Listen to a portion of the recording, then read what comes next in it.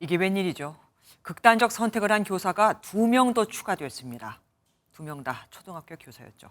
특히 한 명은 임용된 지 20년 된 베테랑이었는데 이 숨진 교사는 친구를 폭행한 학생을 교장실에 보냈다는 이유로 학부모로부터 고소를 당하고 4년간 악성 민원에도 시달려왔다고 합니다. 김영현 기자가 보도합니다. 초등학교 입구 주변으로 근조 화환이 줄지어 세워져 있습니다.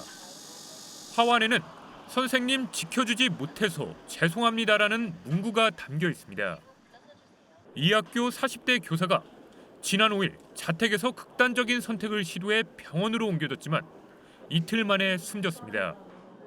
올해로 20년 차인 교사는 지난 2019년 대전의 한 초등학교에서 수업 태도가 불량한 학생 4명의 담임을 맡았습니다.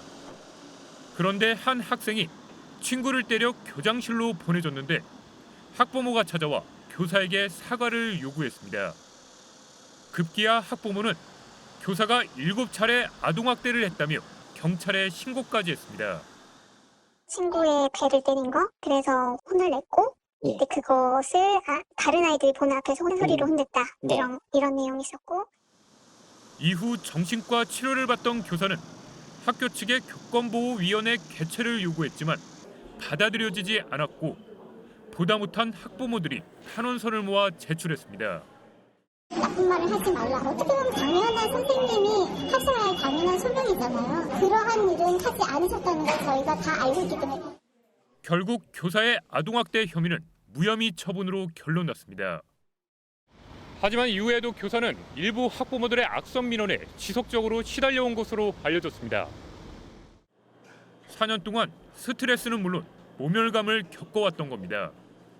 4명 중에 한 아이의 누나가 체육 수업을 했었나 봐요. 근데 노래 교함인가 뭐 그렇게 이제 점수는 아주 낮은 점수를 줬더니 또 부모가 난리가 나가지고.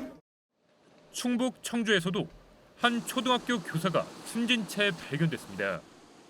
경찰과 관할 교육청은 구체적인 사건 경위를 조사하겠다고 밝혔습니다. MBN 뉴스 김영현입니다. 안녕하세요. 김주하입니다.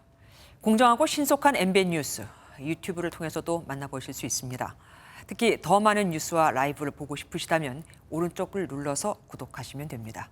어렵지 않죠? 빠르고 정확한 뉴스로 계속 찾아뵙겠습니다. MBN 뉴스를 시청해 주신 여러분 고맙습니다.